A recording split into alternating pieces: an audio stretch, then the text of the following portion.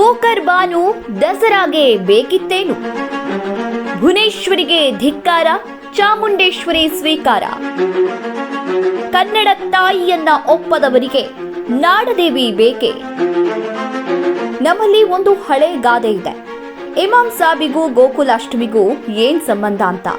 ತೀರಾ ಒಂದಕ್ಕೊಂದು ಸಂಬಂಧವೇ ಇಲ್ಲದರ ಬಗ್ಗೆ ಮಾತನಾಡುವಾಗ ಈ ಗಾದೆಯನ್ನ ಬಳಸೋದುಂಟು.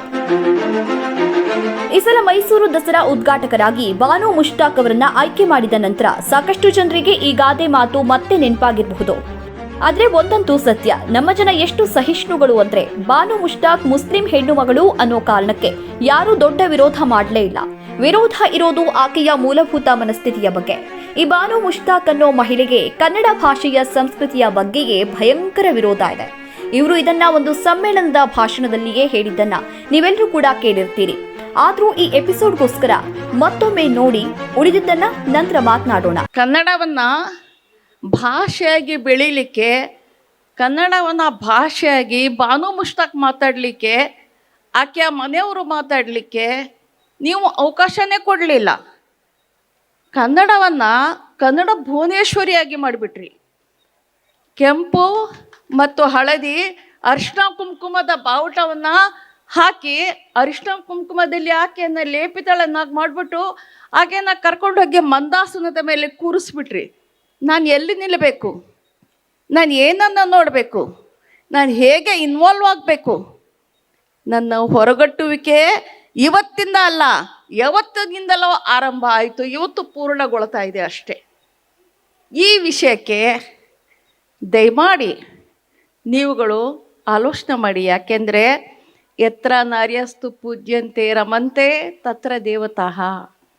ಮಹಿಳೆಯನ್ನು ಮಂದಾಸನದ ಮೇಲೆ ಕೂರಿಸಿದ ತಕ್ಷಣ ದೇವತೆಗಳು ಸಂತುಷ್ಟರಾಗ್ತಾರೆ. ಇಲ್ಲೂ ಕೂಡ ಕನ್ನಡಮ್ಮನ್ನ ದೇವಸ್ಥಾನದಲ್ಲಿ ಕೂರಿಸಿ ಮಂದಾಸನದ ಮೇಲೆ ಕೂರಿಸಿ ಮಹಿಳೆಯನ್ನ ಹೇಗೆ ತುಳಿತಾ ಇದ್ದೀರೋ, ದೌರ್ಜನ್ಯ ಮಾಡ್ತಾ ಇದ್ದೀರೋ, ಹಿಂಸೆ ಮಾಡ್ತಾ ಇದ್ದೀರೋ, ಈ ಥರ ಕನ್ನಡ ಭಾಷೆ ಮೇಲೆ ಕೂಡ ನೀವುಗಳು ದೌರ್ಜನ್ಯ ಮಾಡ್ತಾ ಇದ್ದೀರಿ. You are answerable to me. ಇದು ಬಾನು ಮುಷ್ತಾಕ್ ಅವರ ಮೂಲ ಮನಸ್ಥಿತಿ ಹಾಗೂ ಮೂಲಭೂತ ಮನಸ್ಥಿತಿಯೂ ಹೌದು. ಈಗ ಇದನ್ನ ಪ್ಯಾಚಪ್ ಮಾಡಿಕೊಳ್ಳೋ ಪ್ರಯತ್ನವನ್ನೂ ಮಾಡ್ತಿದ್ದಾರೆ. ಆ ವಿಚಾರಕ್ಕೆ ಆಮೇಲೆ ಬರೋಣ. ಇವರು ಹೇಳೋದನ್ನ ಕೇಳಿದ್ರಲ್ಲ, ಇವರಿಗೆ ಕನ್ನಡ ಭಾಷೆಯನ್ನ ತಾಯಿಗೆ ಹೋಲಿಸಿದ್ದಕ್ಕೆ ಆಕ್ಷೇಪ ಇದೆ. ಆ ತಾಯಿಗೆ ನಾವು ಭುವನೇಶ್ವರಿ ಅಂತ ಕರೆದಿದ್ದಕ್ಕೆ ವಿರೋಧ ಇದೆ. ಭುವನೇಶ್ವರಿಗೆ ವಿಗ್ರಹ ರೂಪ ಕೊಟ್ಟಿದ್ದಕ್ಕೆ ಅಸಮಾಧಾನ ಇದೆ. ತಾಯಿಯನ್ನ ಅರಿಶಿನ ಕುಂಕುಮದಲ್ಲಿ ಅಲಂಕರಿಸಿದ್ದಕ್ಕೆ ಅಸಹನೆ ಇದೆ. ಕನ್ನಡ ತಾಯಿ ಭುವನೇಶ್ವರಿಯನ್ನ ಆರಾಧಿಸುವುದಕ್ಕೆ ಇವರ ಧಿಕ್ಕಾರ ಇದೆ. ವಿಚಿತ್ರ ಅಂದ್ರೆ ಇವರದು ಒಂದು ಭಾಷೆಗೆ ಇದನ್ನೆಲ್ಲ ಕಟ್ಟಬಾರದು ಅನ್ನೋ ನಾಸ್ತಿಕ ಮನಸ್ಥಿತಿಯೂ ಅಲ್ಲ. ಇವರು ಹುಟ್ಟಿ ಬೆಳೆದು ನಂಬಿಕೊಂಡು ಬಂದ ಧರ್ಮ ಇದನ್ನೆಲ್ಲ ಒಪ್ಪೋದಿಲ್ಲ ಅನ್ನೋದೇ ಇವರ ತಕರಾರು. ನಾವು ಭುವನೇಶ್ವರಿಯನ್ನ ಪೂಜೆ ಮಾಡುವಾಗ ಮುಸ್ಲಿಂ ಮಹಿಳೆಯಾಗಿ ನಾನೆಲ್ಲಿ ನಿಂತ್ಕೊಳ್ಳಿ ಅನ್ನೋದಷ್ಟೇ ಇವರ ಪ್ರಶ್ನೆ. ಅಂದ್ರೆ ಇವರ ನಂಬಿಕೆಗೆ ಧಕ್ಕೆ ಬರಬಾರ್ದು. ನಾವು ಹಿಂದೂಗಳು ನಂಬಿಕೊಂಡ ನಂಬಿಕೆ, ಶ್ರದ್ಧೆ ಇವರಿಗೆ ಮುಖ್ಯ ಅಲ್ಲ. ಇದೇ ಅಸಲಿಗೆ ಕನ್ನಡ ಸಂಸ್ಕೃತಿಯನ್ನ ವಿರೋಧಿಸಿಕೊಂಡು ಬಂದ ಹೀನ ಮನಸ್ಥಿತಿ.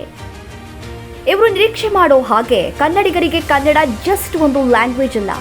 ಕನ್ನಡ ಅಂದ್ರೆ ಸಂಸ್ಕೃತಿ, ಸಂಸ್ಕಾರ, ಪರಂಪರೆ, ನೆಲ, ಜಲ, ಕಲೆ, ಸಾಹಿತ್ಯ, ಬದುಕು, ಭಾವನೆ ಎಲ್ಲವೂ ಸೇರಿದ ಭುವನೇಶ್ವರಿ ತಾಯಿ ಎಂದ್ರೆ ಕನ್ನಡ ಸಂಪೂರ್ಣ.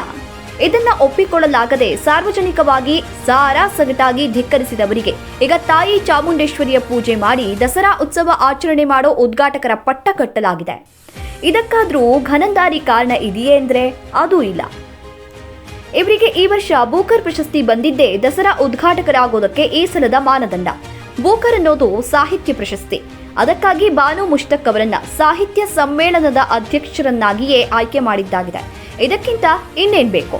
ಬಹುಶಃ ಬೂಕರ್ ಪ್ರಶಸ್ತಿ ಬಾರದೆ ಹೋಗಿದ್ರೆ ಸಾಹಿತ್ಯ ಸಮ್ಮೇಳನದ ಅಧ್ಯಕ್ಷರ ಆಯ್ಕೆಯ ಪಟ್ಟಿಯಲ್ಲಿ 10ನೇ ಸ್ಥಾನದ ಒಳಗೂ ಇವರ ಹೆಸರು ಬರ್ತಿರ್ಲಿಲ್ಲ. ಇಷ್ಟಾಗಿಯೂ ಇವರಿಗೆ 4 ಕವನ ಸಂಕಲನ, 1 ಕಾದಂಬರಿ ಬರೆದ ಕಾರಣಕ್ಕೆ ಸಾಹಿತ್ಯ ಸಮ್ಮೇಳನದ ಅಧ್ಯಕ್ಷತೆಗೆ ಒಲಿದು ಬಂದಿದೆ ಅಂದ್ರೆ ಅದಕ್ಕೆ ಕಾರಣ ಸಿದ್ದರಾಮಯ್ಯ ಹಾಗೂ ಬೂಕರ್ ಪ್ರಶಸ್ತಿ. ಸಾಕಿತ್ತಲ್ವಾ ಇಷ್ಟು? ಇದರ ಮೇಲೆ ಇವರಿಗೆ ಒಲ್ಲದ ಸಲ್ಲದ ದಸರಾ ಉಸಾಬರಿ ಯಾಕೆ? ದಸರಾ ಅಪ್ಪಟ ಧಾರ್ಮಿಕ ಆಚರಣೆ. ಸರ್ಕಾರ ನಡೆಸಿದ ಮಾತ್ರಕ್ಕೆ ಅದು ಕೇವಲ ಸಾಂಸ್ಕೃತಿಕ ಕಾರ್ಯಕ್ರಮ ಆಗೋದಿಲ್ಲ. ಅದು ಹಿಂದೂ ಧರ್ಮದ ನಂಬಿಕೆಯ ಆಚರಣೆ. ಅಲ್ಲಿ ನಡೆಯೋ ವಿಧಿವಿಧಾನ, ಪೂಜೆ ಪುನಸ್ಕಾರಗಳು ಹಿಂದೂ ಧರ್ಮದ ನಂಬಿಕೆಯಂತೆಯೇ ನಡೆದುಕೊಂಡು ಬಂದಿದೆ. ಸುತಾರಾಮ್ ಈ ನಂಬಿಕೆಯನ್ನ ಒಪ್ಪದ ಬಾನು ಈ ಪಟ್ಟವನ್ನ ಯಾಕೆ ಒಪ್ಕೊಳ್ಬೇಕಾಗಿತ್ತು? ಅವರಲ್ಲಿ ಡಬಲ್ ಸ್ಟ್ಯಾಂಡರ್ಡ್ ಇಲ್ಲದೆ ಹೋಗಿದ್ರೆ ನಯವಾಗಿ ಈ ಆಹ್ವಾನವನ್ನ ತಿರಸ್ಕಾರ ಮಾಡ್ತಿದ್ರು. ಇವರ ಮನಸ್ಥಿತಿ ಏನು ಅನ್ನೋದು ತಾಯಿ ಭುವನೇಶ್ವರಿ ವಿಚಾರದಲ್ಲಿ ಈಗಾಗಲೇ ಜಗಜ್ಜಾಹೀರಾದ ಮೇಲಾದ್ರೂ ಈ ವಿವಾದದಲ್ಲಿ ನನಗೆ ಈ ಅವಕಾಶ ಬೇಡ, ನಾನು ನಂಬಿಕೊಂಡಿರುವ ಶ್ರದ್ಧೆಯೂ ಇದನ್ನ ಒಪ್ಪೋದಿಲ್ಲ ಅಂತ ಹೇಳಬಹುದಾಗಿತ್ತು. ಇವರಿಗೆ ಸರ್ಕಾರ ಕೊಡಮಾಡುವ ಎಲ್ಲ ಸವಲತ್ತು ಸೌಕರ್ಯಗಳೂ ಬೇಕು. ಇವರ ಧರ್ಮ ಒಪ್ಪದ ಚಾಮುಂಡೇಶ್ವರಿಯ ಪೂಜೆ ಮಾಡುವ ಸಂದರ್ಭ ಬಂದಿದೆಯಲ್ಲ, ಈಗ ನಾನೆಲ್ಲಿ ನಿಂತ್ಕೊಳ್ಳಿ ಅಂತ ಯಾಕೆ ಇವ್ರು ಕೇಳೋದಿಲ್ಲ? ಇದು ಧರ್ಮದ ಪ್ರಶ್ನೆ ಅಲ್ಲ ಅನ್ನೋದಕ್ಕೆ ಕವಿ ನಿಸಾರ್ ಅಹಮದ್ ಅವರೇ ಸಾಕ್ಷಿ. ಇವರು 2017ನೇ ಇಸವಿಯ ದಸರಾ ಸಮಾರಂಭ ಉದ್ಘಾಟನೆ ಮಾಡಿದ್ರು.